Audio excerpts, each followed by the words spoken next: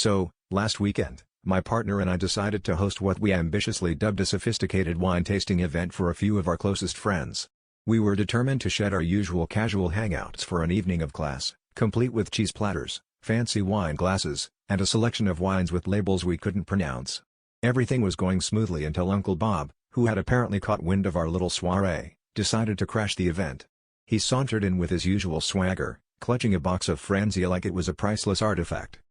Now, Uncle Bob is the type of guy who wears Hawaiian shirts to funerals and insists that socks and sandals are making a comeback. So when he proclaimed the boxed wine was a vintage from his garage sale collection, we all exchanged knowing glances and silently agreed to humor him. After all, how bad could it be? We gathered around as he enthusiastically poured the Franzia into our carefully selected crystal glasses, explaining in great detail how he'd acquired this gem at a neighborhood yard sale for a mere $3.50. As the night progressed, the mood shifted from sophisticated to hilariously chaotic. Bob's boxed wine quickly became the highlight of the evening, overshadowing our meticulously curated selection. Guests began to compete in a spontaneous Franzia challenge, trying to identify the subtle notes of cardboard and regret in each sip. Our friend Karen, who always took these things too seriously, started swirling her glass dramatically and declared she detected hints of old newspaper and a touch of desperation.